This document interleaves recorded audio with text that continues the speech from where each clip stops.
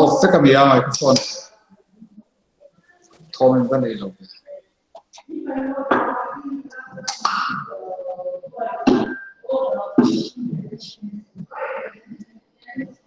Jennifer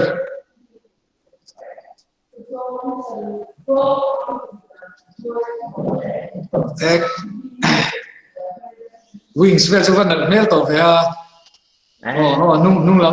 nung lam al sola Oi, certo. khát tiền hơn thì về thôi school lụt lấy con nào cho nó Dạ khác, có cái khá đấy thôi. này nhìn so vắt cái thằng này có Halloween class còn là về không nhiều chứ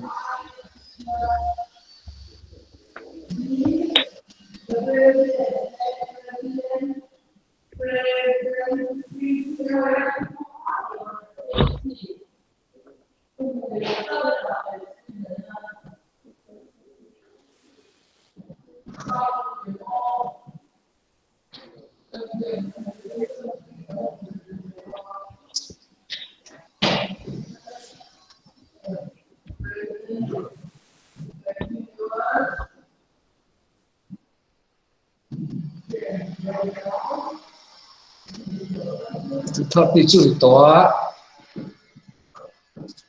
xong 24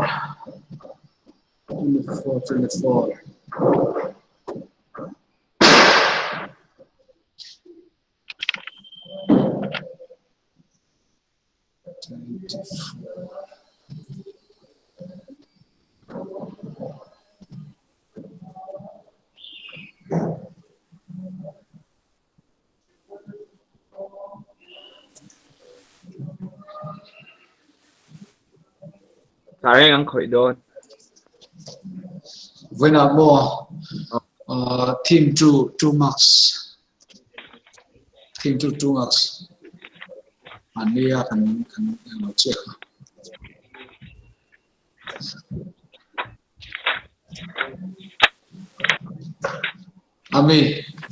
Ami đầu lụt rồi mua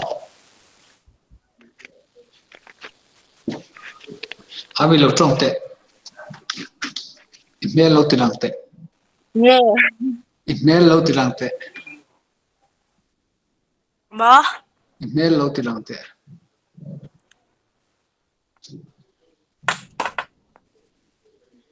trong cái gì thầy đầu sai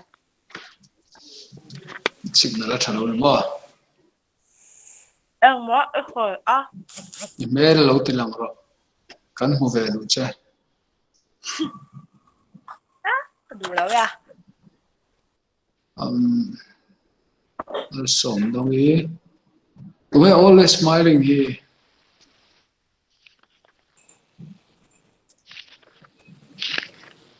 always smiling vài đồng bùi à ara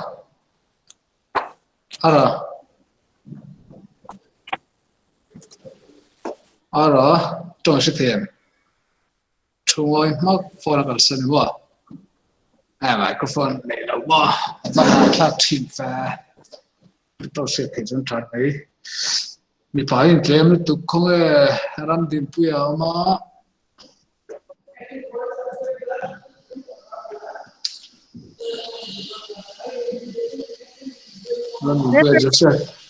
Joseph respond thêm Joseph hả Yes, sir. mà có ông trò Yes, sir. thằng này ông tốt thế hả chứ ram lâm train rồi nó này lại chừng lâu à với Chỉ lệ thôi. cái bọn nó tụ ram à câu ton mà riêng sek bin tích chỉ mà kalau rất chom chom lâu ram mà kalau ngay này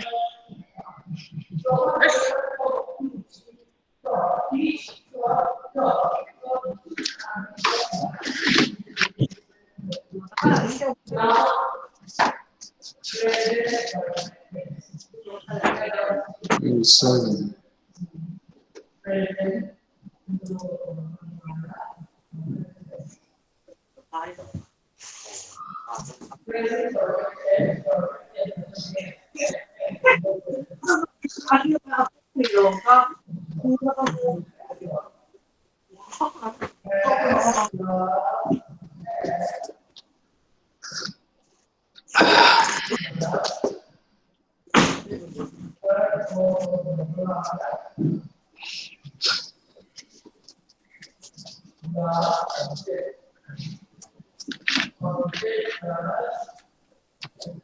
Inom naka benchen lo chuanin microphone ko ha on maula pui lo zo mo kan kal chak te dona tamawangin thip chua in chuan chanin zon hal zel do ne ka sei lai khan chiang lo wang chun ka trong set mu mal thei lo in lau mem signal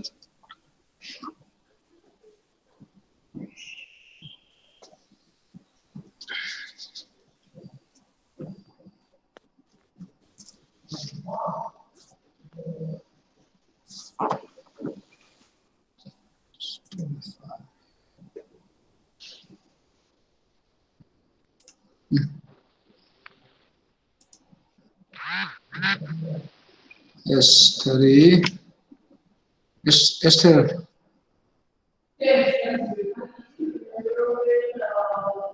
Esi, trong sẽ thêm. Này, cho nào ô. Team chu ô, textbook kalau kia rồi này. Team chu.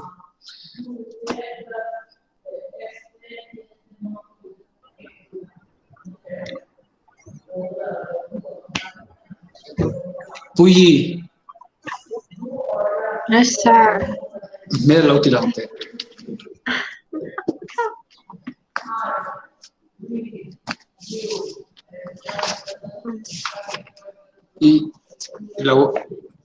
Lâu respond mấy tuần năm học ring tuần xem nữa.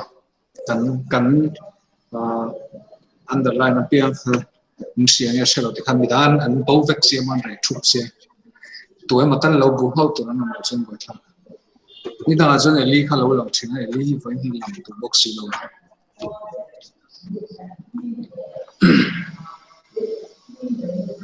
Trên hình chua của em mà sẽ chân tổng này ở đây tổ xí lâu à. Team chua han chua max big chậu first page à han page 28 à han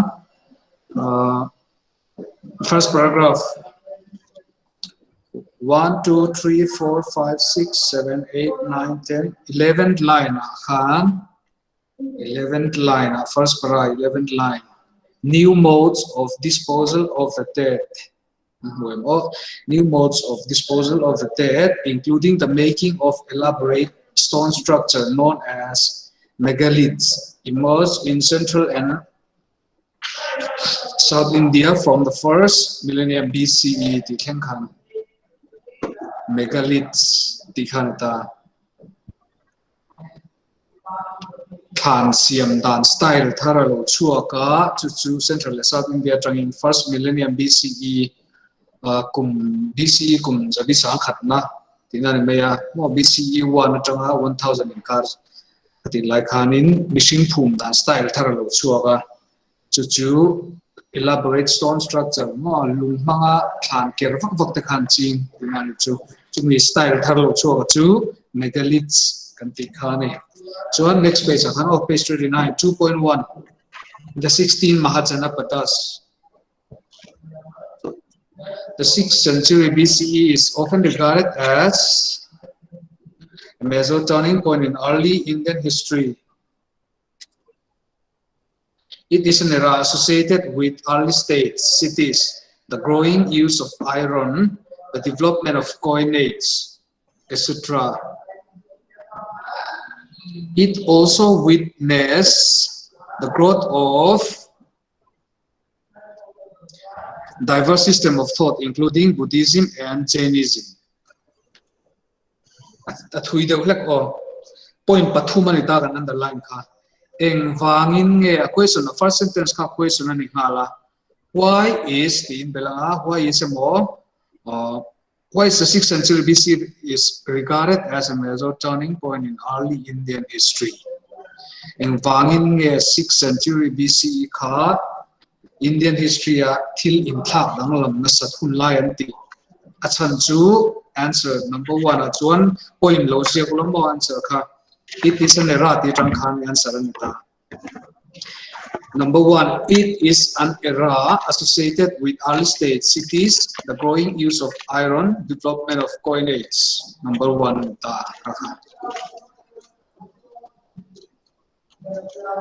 early states, more state, ram angin nan lawin organize so ta khopuya lo dinga iron nan lo mangta in coins, paisa umjene nan lo mangta ma song part the system and mang china.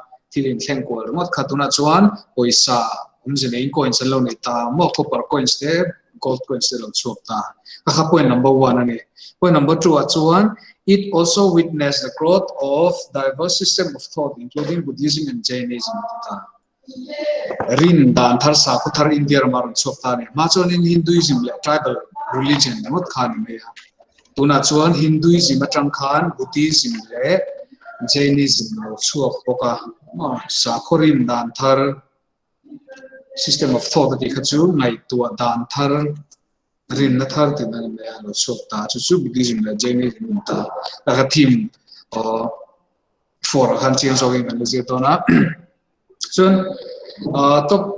top right corner a khan box sunga khan inscriptions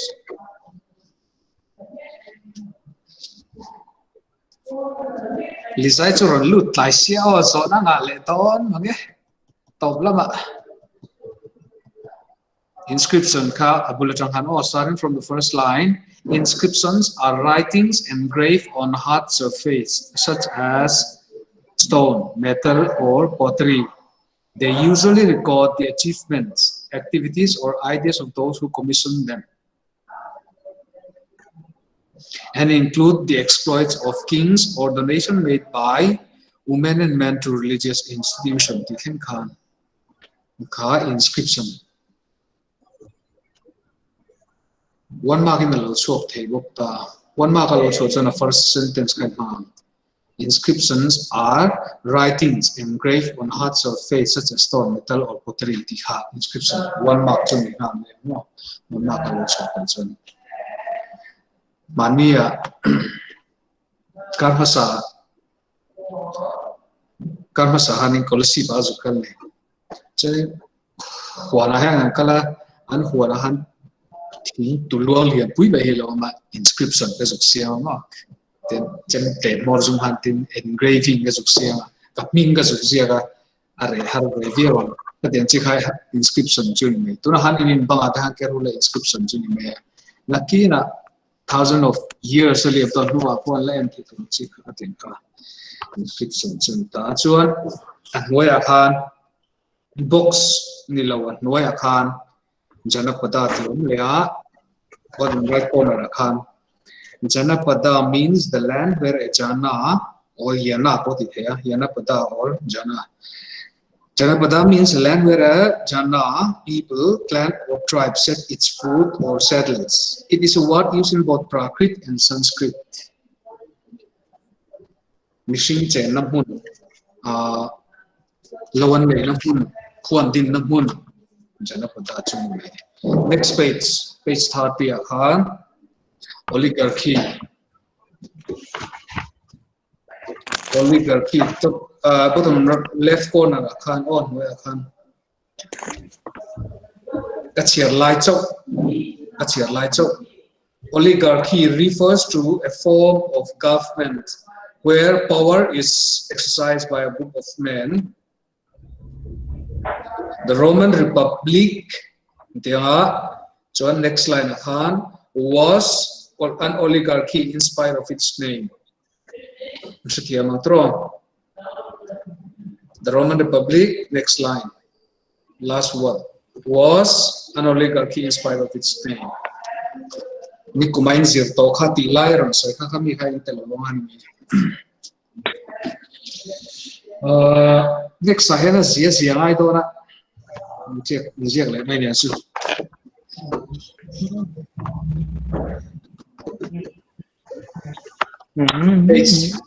Page 31 khan. It's one in the younger Zeva. Like disgusting, no, like get on the canin. point pani ta karon se on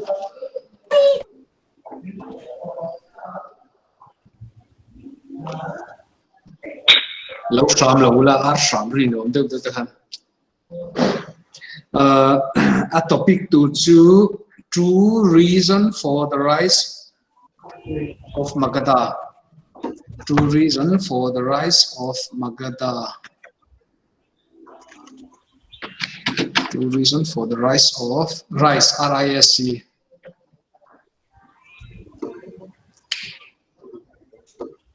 True reason for the rise of Magadha.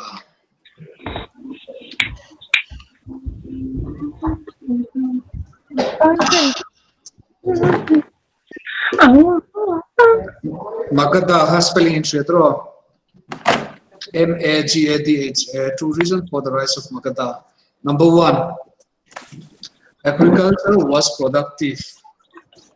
Agriculture was productive.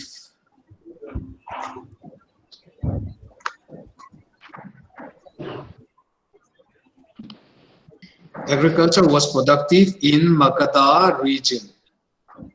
In Magadha region. Magadha region area where agriculture productive big and third to big. So number 2, number 2, iron mines. Mines. Iron mines provided resource. Iron mines provided resource for tools and weapons. Iron mines provided resource for tools and weapons.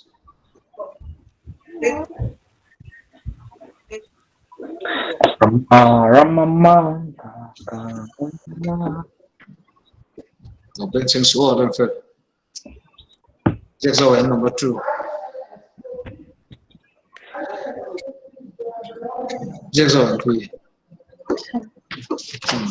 So, page 32. Page 32. 1, 2, 3. Third paragraph. Third paragraph. Paragraph 2. Asoka was the first ruler. Paragraph Khan. 1, 2, 3, 4. Fifth line. Khan. Third paragraph. Fifth line. Dhamma ti khain huai mitalika insekha. Dhamma ti tanghan chananga. Dhamma meaning anita bersu. Dhamma. This include respect towards elders, generosity towards brahmanas and those who renounce worldly life, treating slaves and servants kindly, and respect for religion and tradition others than oneself.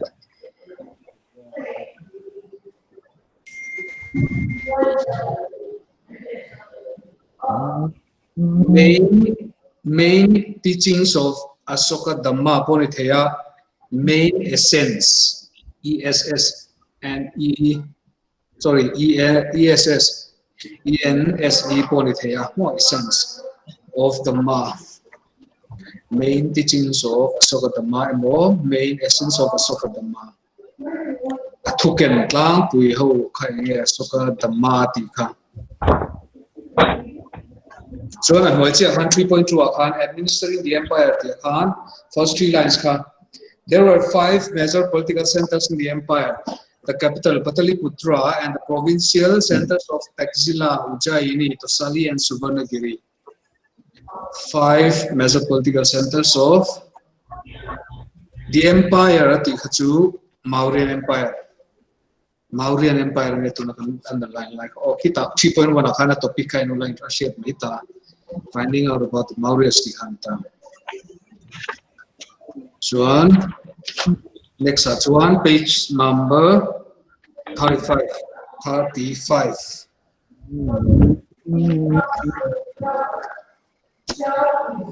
Page 35. Account 4.1 where account books chiefs and chiefs dom chiefs and chiefs dom. A chief is a powerful man whose position may or may not be hereditary. He derives support from his kinfolk. His function may include performing special rituals, leadership in warfare, and arbitrating disputes. Chief, lal gantihan niya.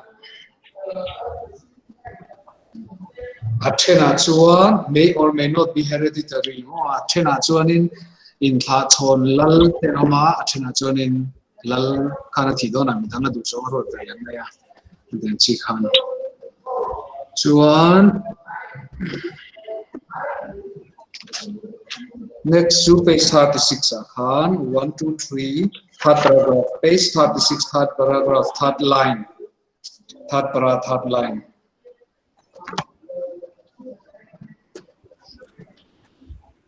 Samantas ditanghan. Italic exact samantas ditanghan. Men who maintain themselves through local resources, including control over land. They offer homage and provided military support to rulers. Samantas tu tinge tumlaya chong session party worker how in lal tatlona lal support to te ngan kal ya ngazia an mamuang lo ngai to satu ben chi han nen chu ho sabok si contract back lo chi si lo an so kar huna ben chi kha so kar lo line paisa thon sa the sia ben chi ho kha samanta su page 39 han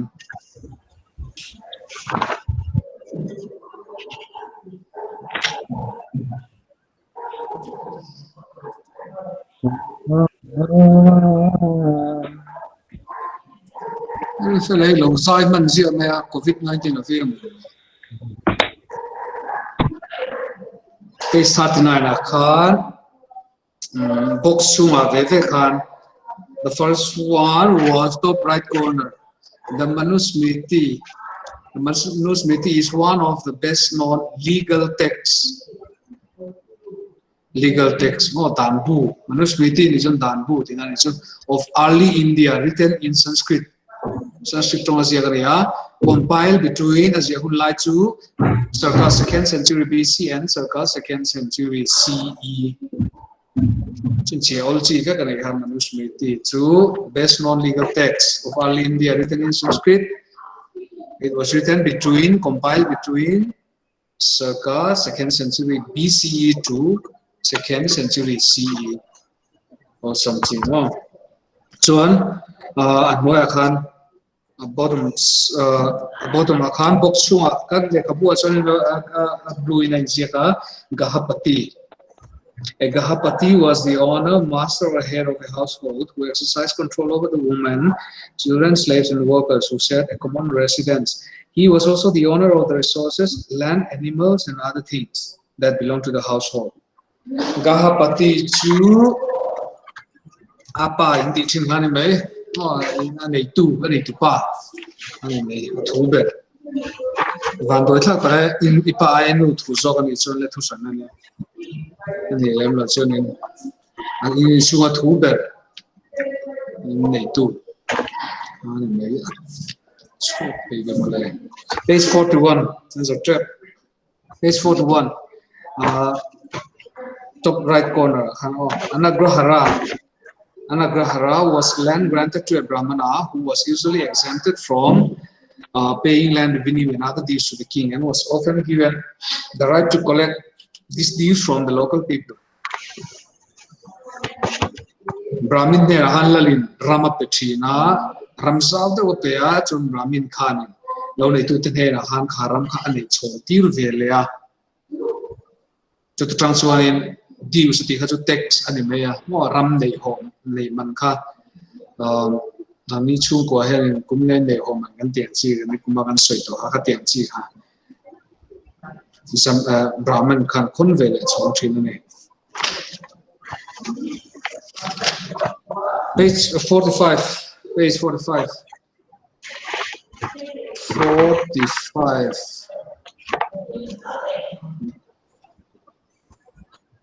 There once was zuk lom le top left corner thau khan or top right corner thau khan 45 numismatics.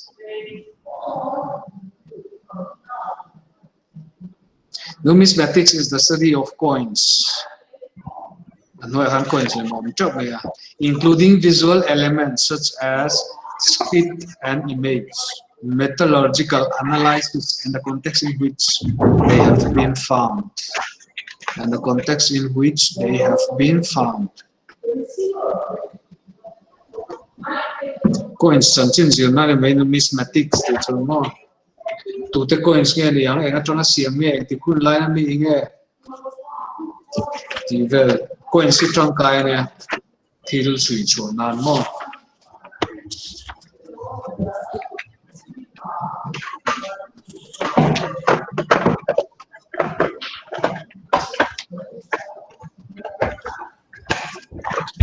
Ai, nó thích này à?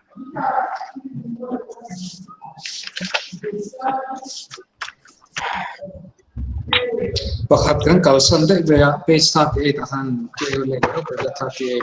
Please go back to page number 38. Page number 38. Bottom left corner khan ke pelam huai amu khan kale khabuat chuanin a pink is maka transplantation. Transplantation is used for paddy cultivation in areas where water is plentiful.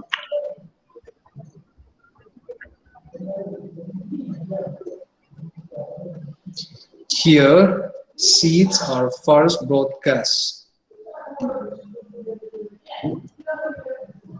When the saplings have grown, they are transplanted in waterlogged fields. You can count waterlogged fields. Geography house zero talk like a year hey chua. By transplantation.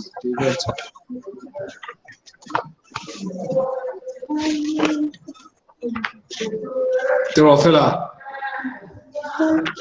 Geography house zero talk so ne. Buồn phun số là tỷ về vậy maybe.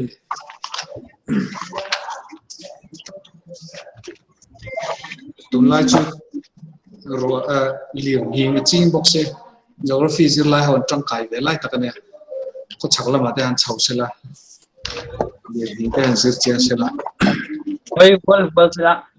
nói xe là in chim sát để ăn được bột xe là không in chim sát ràng vật thô sát để ăn được bột về xe là thì về là ăn tiêu to tất này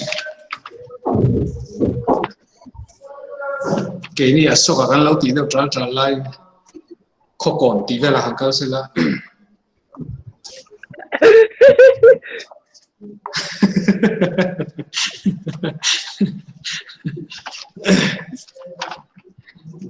rồi cái tí số phát thêm chú trả là chú mặc xuống đấy cho nên cái gì cũng là lấy được tốt đó na Maria Mari program về ta cho chú in hel lo thao đang làm cái đó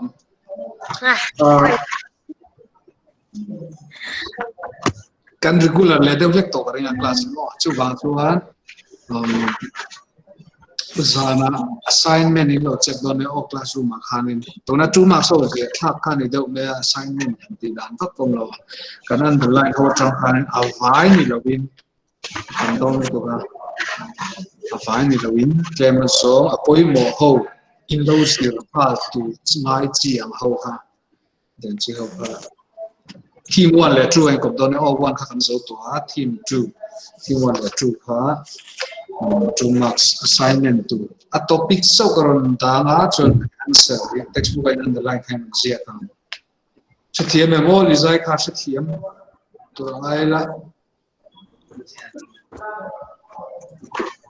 so thiam li za so